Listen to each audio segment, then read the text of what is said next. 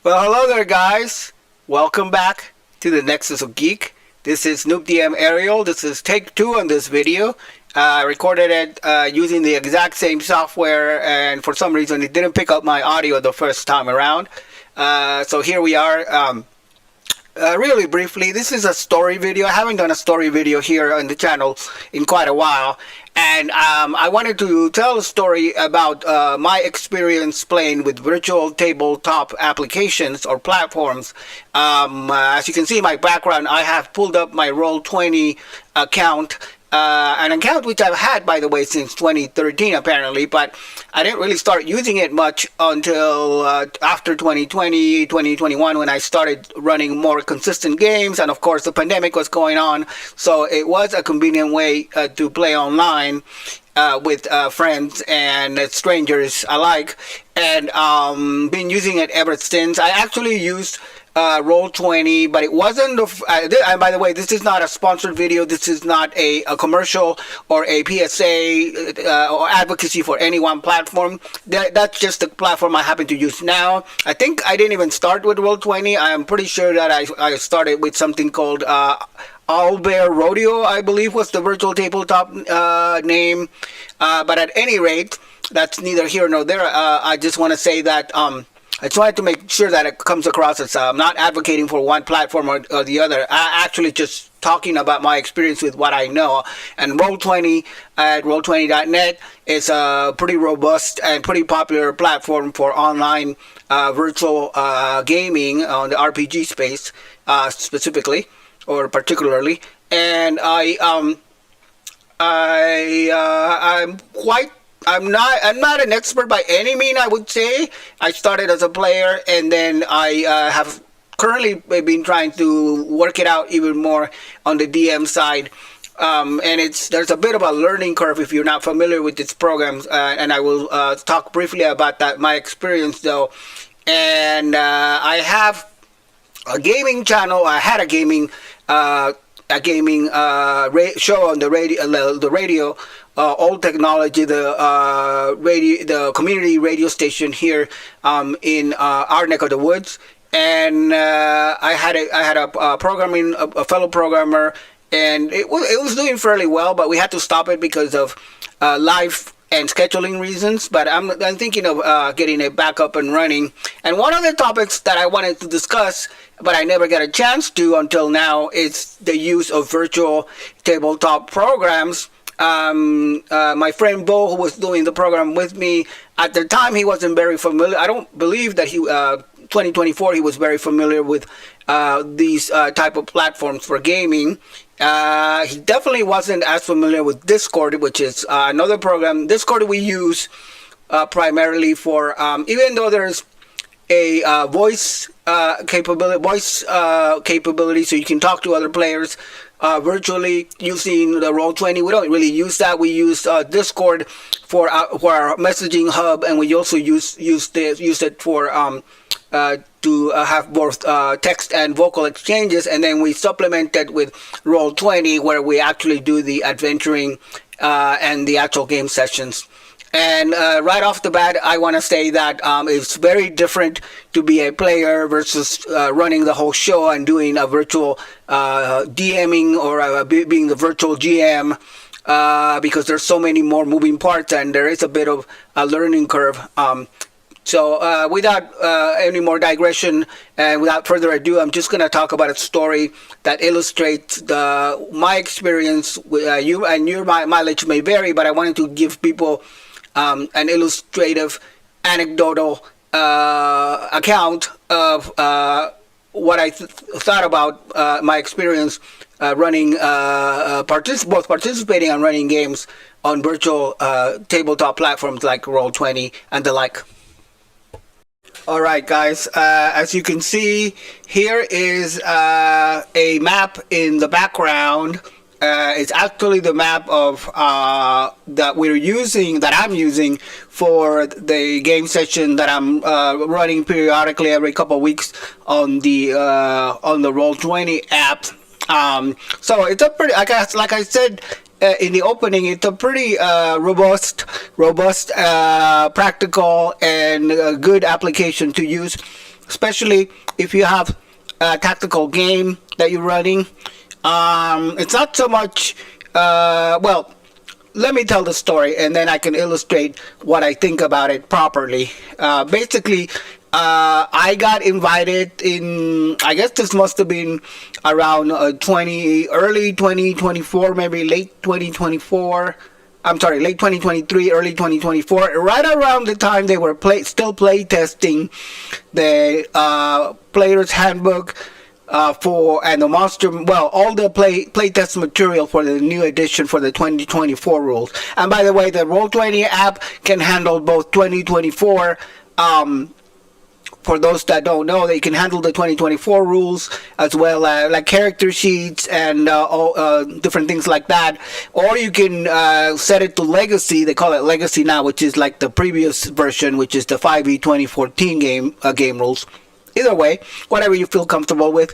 My game is still using 2014 Player's Handbook and 5e rules, so that's what I've been using.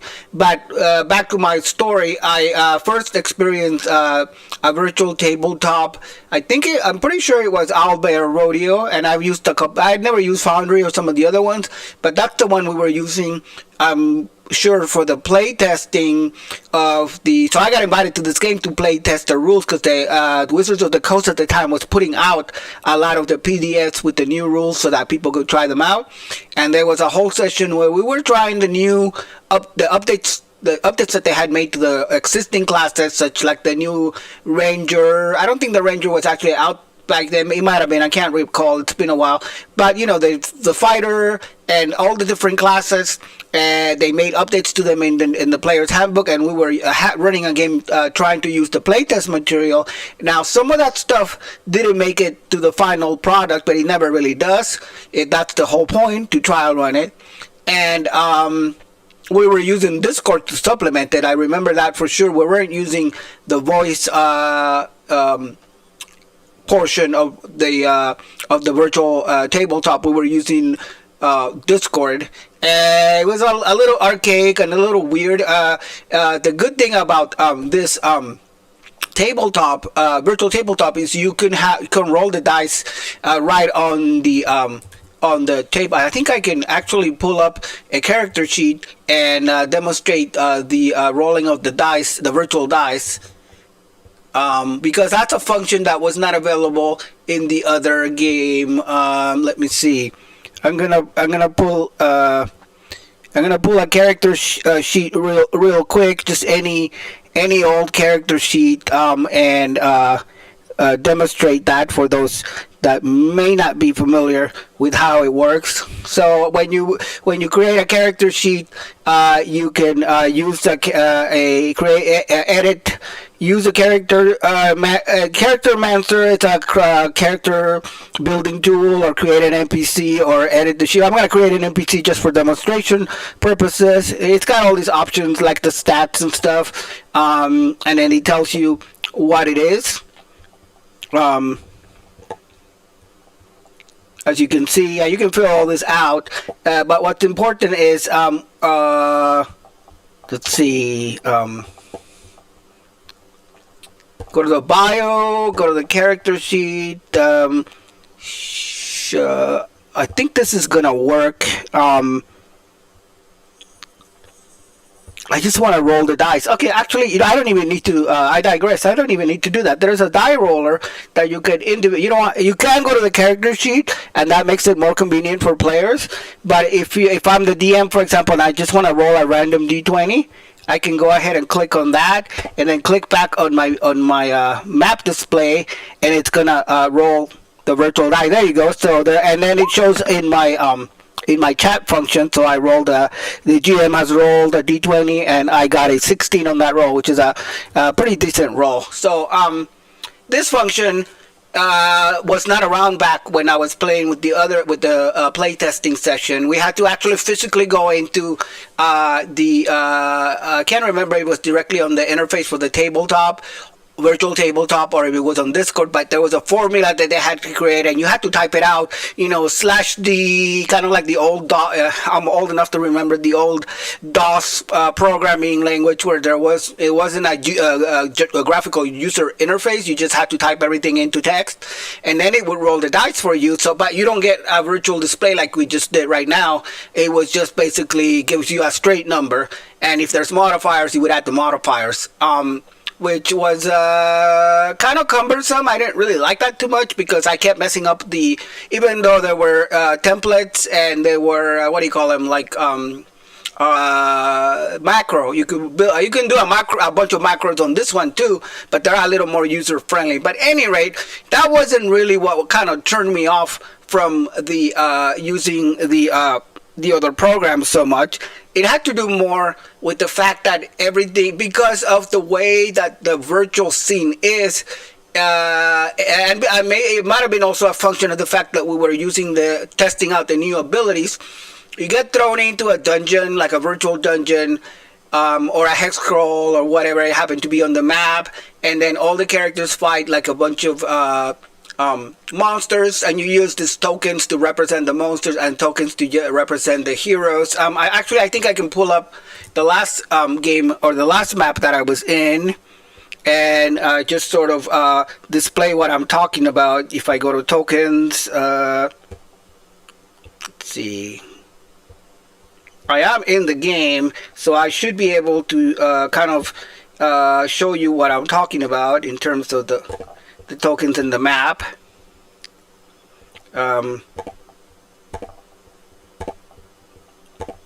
I have to go over here and pull up where our characters are on the map.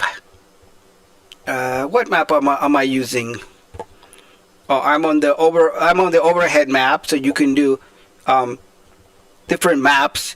And because I'm on the overhead map, I should have all my characters here already, so I can move them over, and I don't see them. Again, I'm not the greatest. I think I have to zoom in and out and see if they're here.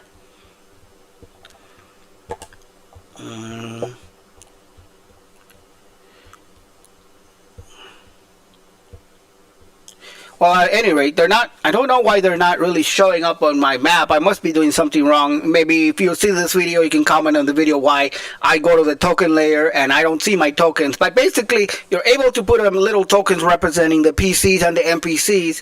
And then when you have a battle, then you can interact that way and have a virtual battle, a virtual skirmish. And I remember there was a lot of knock on 4th edition because of the tactical nature of that game. And a lot of people were not happy about that. More of the purists or the people that were interested in only like a heavy emphasis on role playing per se. But the same thing can be said about 5th edition, especially more on the virtual tabletop side, where after a while, I've noticed that I've been running scenarios, and after a while, people get kind of bored of these scenarios if there's too talking or not enough action, and they just want to kill stuff. Some people, they just want to go into combat right away, encounter a bunch of obstacles and monsters, and then use their abilities to kill the monsters and collect their rewards, whether it be the XP, if you're using XP versus milestone, or if you're using or whatever treasure, the loot the bodies and treasure. It's more like video game oriented thinking, and that's not to say that there's no role playing happening. We definitely role play our the players their own specific characters, but what I didn't like about the when I tried it the first time on the Owlbear Rodeo game was that it was hours and hours, maybe 2 or 3 hours of just this one battle with this one encounter with a bunch of monsters running around the map. And it's all tactical, right? And then I've told this story before, and I really enjoyed the end of it. Like after 2 or 3 hours of that, I was already done with it. But then the last snippet, like it was setting up the next game session, like the last 10, maybe 15 minutes, a very, very small amount of time. We got out of the dungeon, we got out of the battle map, and we were just walking around like a town, like an overhead map, kind of like what you see represented here. This is a map, by the way, if you're curious, of the Storm Coast, the very famous Faerun region, which is the default setting for Dungeons and Dragons 5th edition, and which was featured very heavily in like Stewie and other versions, other editions of the game. But at any rate, we got into an open space. I think this is more like an overhead map of like different continents. But we got into an overhead where we got to explore like the city we were. I forgot what city was taking place in, what fictional town or village. But afterwards, we were like going to the store and doing the shopping for equipment, or selling some of the treasure that we found that we couldn't really use. And that part, the interaction, and then going to the inn, finding a room and all that stuff, the typical interaction that you do on the table as part of role playing, I really enjoyed that more than the 2 or 3 hours that we spent on tactics. Or just on the battle, you know. And I think it's because of the repetitive nature of the battle.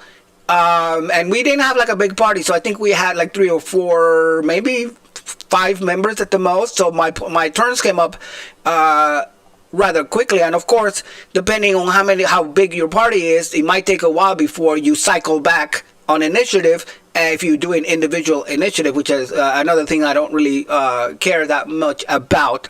But at any rate, before this video gets too long, that's it kind of really turned me off for a while. And there was some scheduling conflicts for sure. It was like a Sunday game, and so it wasn't really gelling for various reasons. So I ended up dropping that game. And now, let's see, that might have been 23, 24, more than a year later, I started DMing my own games using Roll20 because I had been in a virtual campaign as a player and I really enjoyed it a little bit more than that initial virtual game. And now I'm in 2 virtual games, one of them which I'm just playing and the other one as a DM.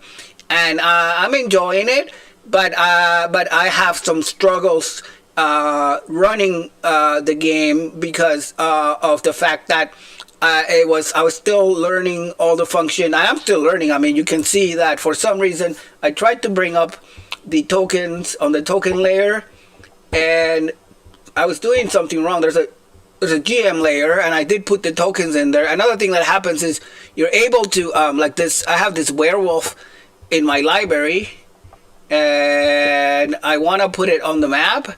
And I know in my, oh, here it is. Actually, I did it correctly this time around. So maybe I wasn't, okay. Now I have to click on it and drag it. So I'm able to drag it around. Okay, so it could be that I was in the wrong layer when I was doing it as a player in the last game session. So this is an example of like the tokens. So here is Sildar Hallwinter, a famous NPC that I kind of use in my games. And I can bring him over. Actually, well, let me get rid of this one because this is just the image. But here is the token of the other hero. Here's the werewolf token. And oops, there we go. And I obviously have to resize it because it's too big in the scale compared to the other tokens. So something like that. And this one's the correct size. So there are the tokens, and if you click on it, you can put in your stats. Like they have this three. So you can put in like your armor class, for example. This is not the actual armor class, but just kind of spitballing here. And maybe if you have like, he had like 40 hit points or something like that, 45 hit points, and then you can use the third one for whatever you want. Maybe like initiative bonus. Got like initiative bonus, so 7 would be pretty good. So you can put in your stats there, and you can. This is very helpful when it comes to like the NPCs, especially because as a DM, when you're running the game virtually, you want to keep sight of your vital statistics for your NPCs and your monsters. And then there's a turn order, so you can actually have a turn order here, and you can also put your PCs and your NPCs on the turn order. So what happens is I can right click on this guy and then add to turn, and then he's right there on the turn. I'm gonna sort this. This is the turn order from the last session that we had. So everybody takes their initiative, they roll them, and then and they get the turn. So if I'm gonna roll for this character, I can roll from the sheet, or I can roll straight here. And when I roll, it is gonna come up with, oops, I obscured the roll. Sorry about that. But if it's behind this screen or something, you can go into the chat and see what it was. I actually rolled 16 the first time, and a very low roll on this time, which was a 3. And then you can keep track of where everybody is in turn order, and you can move these around. So it's helpful. The part that I don't really like as much as I said is it has a tendency to, because of the nature of the beast, it has a tendency to focus a lot on combat. I think people get bored when they're not rolling dice and fighting monsters, and they don't. It's hard to do a prolonged narrative without sticking in some kind of combat. Anyway, I'd love to hear what you guys have to say about virtual tabletops. Do you use them? What do you think are their strengths versus their weaknesses? Do you use Roll20 or something else? If there's something you can recommend that you think might be more user-friendly, I'm open to that. And I'm not even going to bring up the sigil situation. We talked about in this channel briefly about the cuts that have been all over the internet. People know the cuts that, excuse me, that Wizards of the Coast has made. They laid off 90% of the team that was working on a project to create their very own proprietary virtual tabletop called Sigil, and they rolled it out, but they're not going to maintain it. So at this point, I think it's probably just a tax. The people are guessing that it's just probably a tax write-off for Wizards of the Coast, and that's a shame because there was a dedicated team of professionals that put it together. But yeah, let me know about that's my story.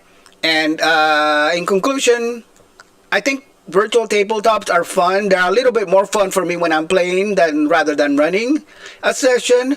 But your mileage may vary, so let me know in the comments what you think of them, which ones you recommend, and what your experience has been, whether you're more familiar with them than I am, and all that good jazz. So thank you so much for watching. That's all I have for my story video. I will be back again with more gaming content here on the Nexus Geek. Don't forget to like or subscribe if you are inclined to experience more of this content. And until then, may the rolls be with you. May the rolls be with you. Peace.